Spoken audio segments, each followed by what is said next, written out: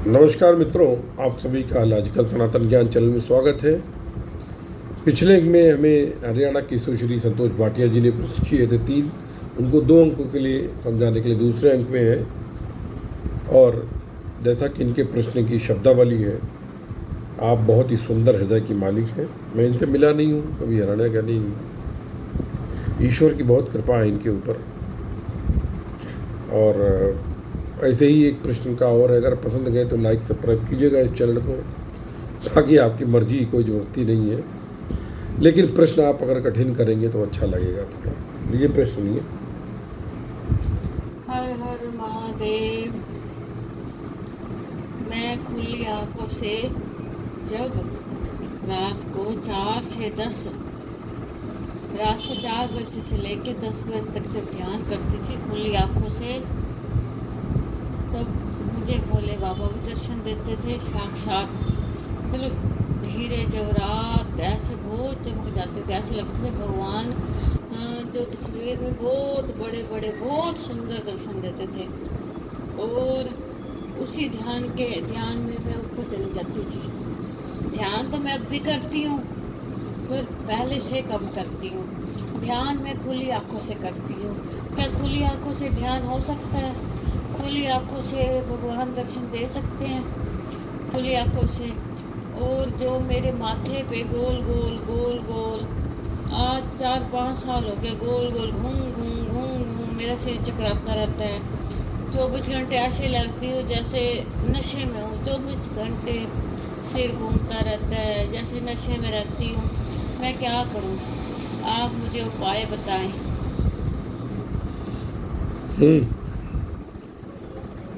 बहन जी, आपने एक तरह से अगर कहा जाए तो 3 प्रश्न पूछे हैं। पहला तो आप खुली आंखों से ध्यान करती हैं। दूसरा, आपके माथे में गोल गोल घूमता रहता है, यानी आज्ञा चक्र में। और तीसरा, आपको नशा छाया रहता है। आपको साधुवाद, ये आपके जो लक्षण है, ये बहुत ही सुंदर लक्षण है। पहला आपने जो कहा खुली आंखों से ध्यान होता है, जी होता है, खुली आंखों से होता है। वास्तव में जो उन्मनी अवस्था है उसमें आंखें थोड़ी सी लोगों की यूँ रहती हैं, यूँ भी नहीं खुलेंगी, बंद भी नहीं रहेंगी, हल्की सी बस। और कंसंट्रेशन नासिका की तरफ रहता है। वास्तव में आप जो कर रही हैं वो त्राटक कर रही हैं। त्राटक नेत्रों से होता है और आपका त्राटक साकार त्राटक है। त्राटक कई प्रकार का होता है अंतर्मुखी होने के लिए।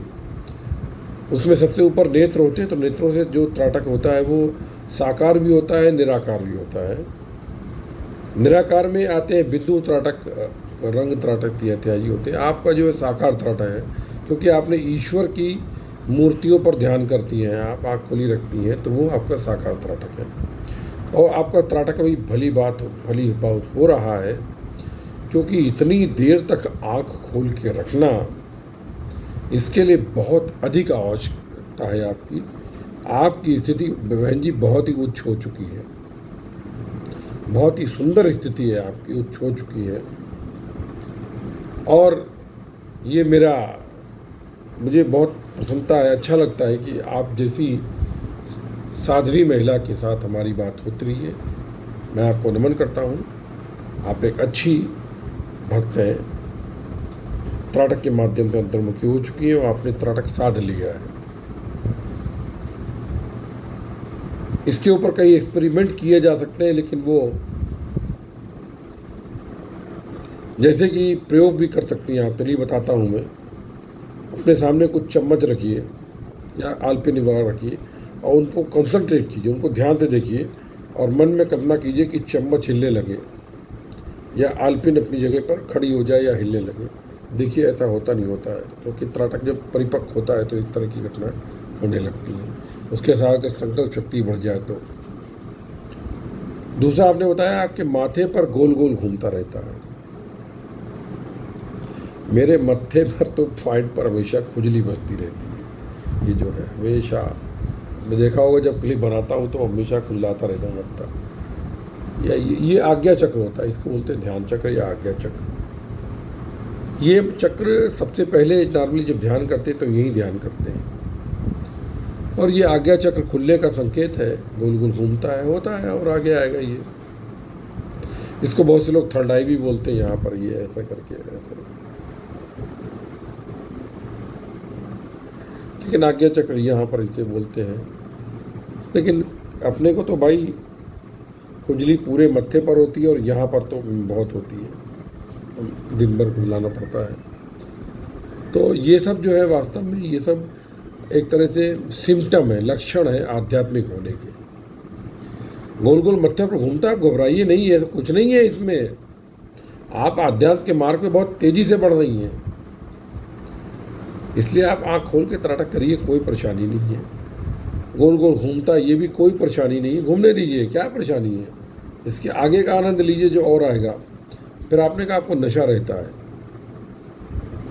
ये नशा तो बहुत ही किस्मत वालों को मिलता है, सबको नहीं मिलता है। मैं इसको रामरस का नशा कहता हूँ, क्योंकि सहस्त्र सार से ऐसा लगता है कुछ टपक रहा है, टप से और नशा आ जाता है। भाई मेरे साथ भी बहुत पहले हुआ था, एक ही बार हुआ, ऐसा लगा कि सहस्त्र सार से नीचे कुछ टप टप टप गिर गया, उसके बाद से नशा चालू हो गया। तो इसको मैं रामरस का नशा कहता हूँ। और ये नशा एक पहचान है आपकी साधना की, कि आपकी अवस्था अच्छी है, आप नशे में रहिए, आनंद लीजिए। सामने वाला तो बोतलों से पीता तब उसको नशा आता, अपन लोगों को जरा सा सोचो बस केवल ध्यान में नशा आ गया। ये नशा आध्यात्मिक कड़ी है, रस लीजिए, आनंद लीजिए, प्रभु भक्ति में लीन रहिए। आप किस्मत वाली है कि आपको समय मिल जाता है प्रभु भक्ति के लिए। प्रभु भक्ति कीजिए।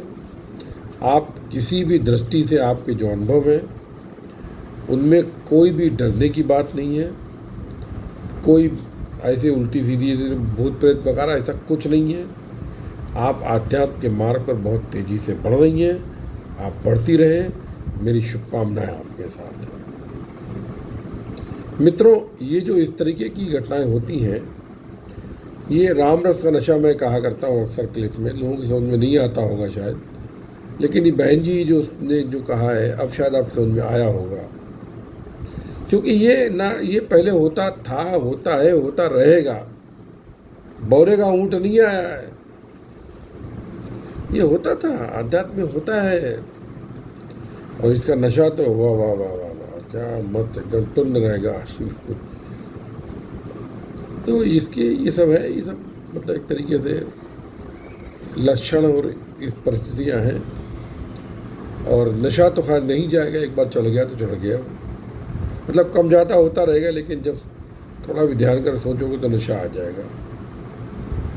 तो आप लगी रहे बहन जी। मित्रों, आप लोग भी माता जी से, बहन जी से, जो भी हो, मैं मिला तो नहीं हूँ उनसे, इनको प्रणाम करता हूँ। और आप इनसे प्रेरणा लीजिए कि कितने सहज भाव से भक्ति में बढ़ गई। मैंने कल ही इसके पहले भी एक क्लिप में बोला था, मित्रों, यदि तुमने बहुत ही चतुर और सयाने हो तो ईश्वर को कभी प्राप्त नहीं कर सकोगे। तुम शेर की तरह पराक्रमी हो तो भी प्रभु को प्राप्त नहीं कर सकोगे ना। अगर तुम जानवर भी हो तो अगर गधे की तरीके हो तो प्रभु को प्राप्त कर लोगे। तो गधा मेहनती होता है, मेहनत करता है। अध्यात्म की मेहनत करो, मेहनत कायम कर दे, मंत्र जप करो, अपना सचल मन वैज्ञानिक ध्यान विधि करो, अपने इष्ट का मंत्र जप करते रहो, सोते जगते बैठते उठते खाते पीते कभी भी तो मंत्र जप करे रहिए, क्या परेशानी। और ये मंत्र जप आपको कहाँ से कहाँ पहुँचा देगा आप कल्पना भी नहीं कर सकते। कलयुग है, 5 7 साल 8 साल से बहुत है, करिए आप मंत्र जप ईश्वर का नाम लेकर के। पहले सचल मन वैज्ञानिक ज्ञान विधि करती रहें और उसके बाद मंत्र जप करते रहें, 2-4 बार कर लें, हफ्ते में 1 दिन दिए करें, बाकी समय मंत्र जप करते रहें जब टाइम मिले। कोई गुरु के चक्कर में बिल्कुल ना पड़े आप, क्योंकि आजकल गुरु घंटाल ज़्यादा है, कहीं गुरु घंटाल मिल गए तो फंस गए। मैंने क्लिप शायद डाले हैं कि गुरु की पहचान, हाँ, सब गुरु की सन्यासी की पहचान क्या, उसमें आप देखें, इसी चैनल पे हमारा है। बाकी हमारे जो ब्लॉग है freejan.blogspot.com, उस पर आप पढ़ सकते हैं, बहुत सारे आर्टिकल आप लोगों के लिए दिए हुए हैं। और अधिक में आर्ट के अनुभव वाले रहते हैं हम, मतलब ये शब्दावली जानने के लिए पुस्तक तो देखना ही पड़ेगी, लेकिन ऐसा कुछ वो नहीं है, आप बिल्कुल सही जा रहे हैं। चलिए इन शब्दों के साथ आप सभी के हृदय में उपस्थित परम ब्रह्म को नमस्कार करता हूँ। जय गुरुदेव, जय महाकाली, सर्वस्व ब्रह्म सर्वत्र ब्रह्म।